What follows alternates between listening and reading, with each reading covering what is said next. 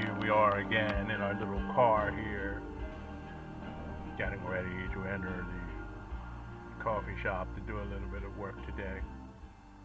I hope things are going well for you at this moment. They are for me. So, little talk after we enter into the coffee shop.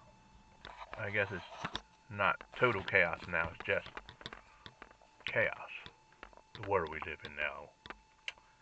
Heard on the news that in Massachusetts they were going to create a big wind farm, and they're almost done. 80 or 90% of it's finished. That is going to give electricity to thousands of homes.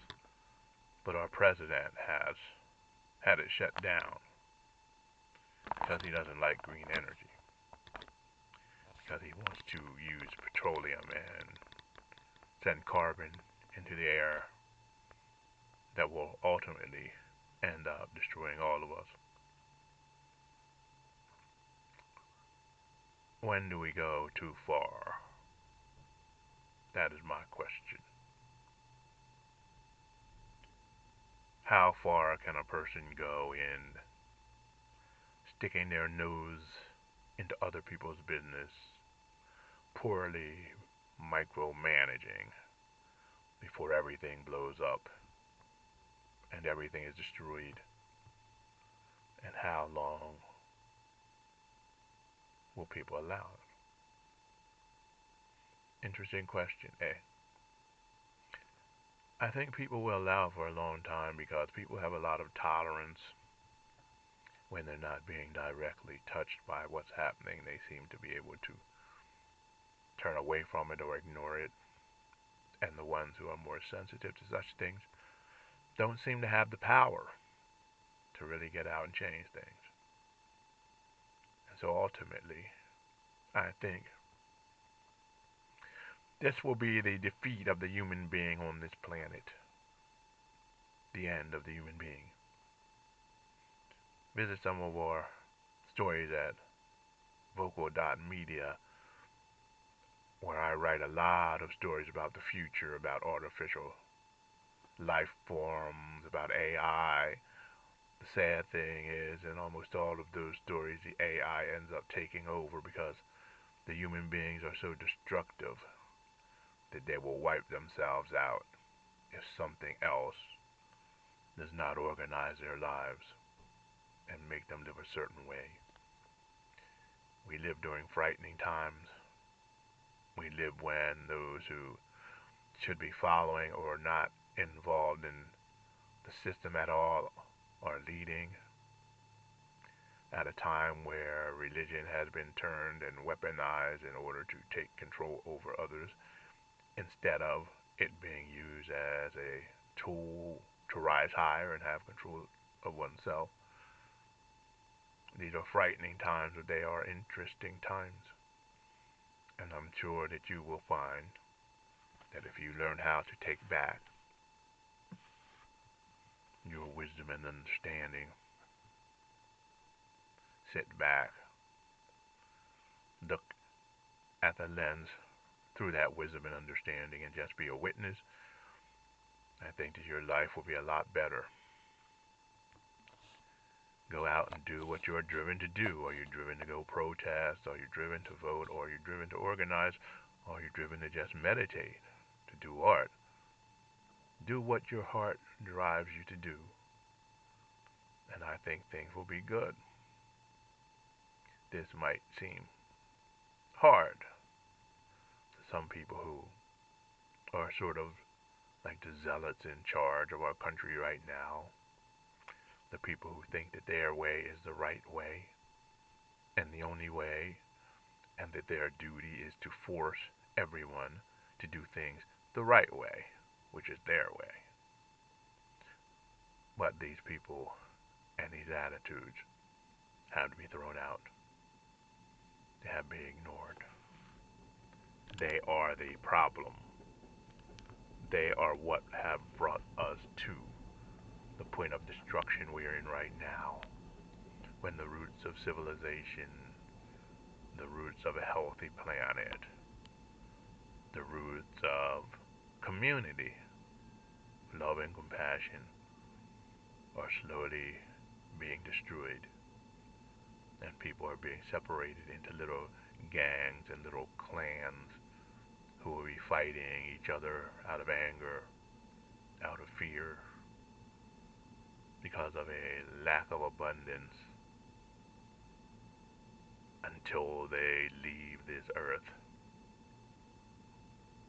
When there is an abundance, when 1/10 of the people in this country have as much wealth as the lower 90% of the people, we are living in an artificial world, a hell realm created by those who claim to be our leaders and who claim to care.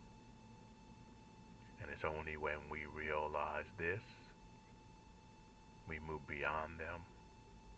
We create our own communities, art, literature, step outside of the structure and create our own. Only then we'll all be free. And I don't mean creating a system that mimics the larger structure, but is worse than the larger structure, that is more extreme. I mean creating something better, something where the principles of life are the most important thing. It was said very well in the Constitution and the Declaration of Independence, where it talked about life, liberty, and the pursuit of happiness. Communities with that at the center are what we need now. And we can only do it working together nowadays, starting in small groups and expanding until those who love, those who care, those who look to intelligence and wisdom as something meaningful instead of flash, when those people can be chosen as leaders and teach everyone else their greatness and can work to create the society necessary right now in our homes, in our communities, in churches, in our voluntary organizations. When that happens, the world will change. And the good thing about it is, when we do it on a smaller scale, with our friends and family, it will automatically change for us. So we'll have the strength and the courage and the joy in our hearts that can carry us through this winter. So whether you create yourself a community with your friends or family, or at your religious institution or some voluntary association, or you create it through your meditation, contemplation, and spirituality, going back to the old practices where we actually commune with the divine.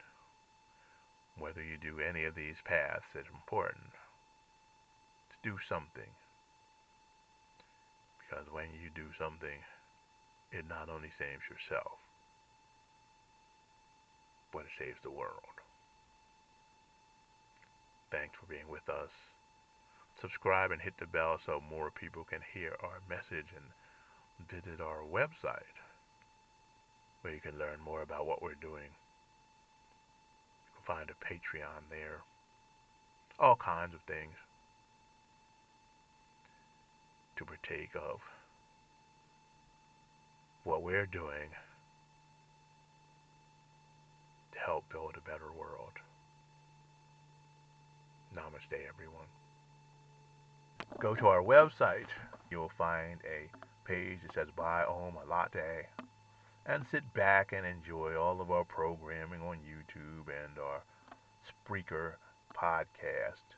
Have a lot of fun. Every little thing you do helps support the channel and helps us be able to spread the word.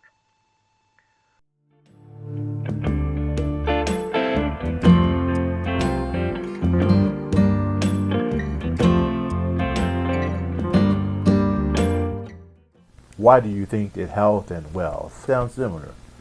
Because when one has true wealth, it means being healthy, having a good family, and a good life. It doesn't only mean having money.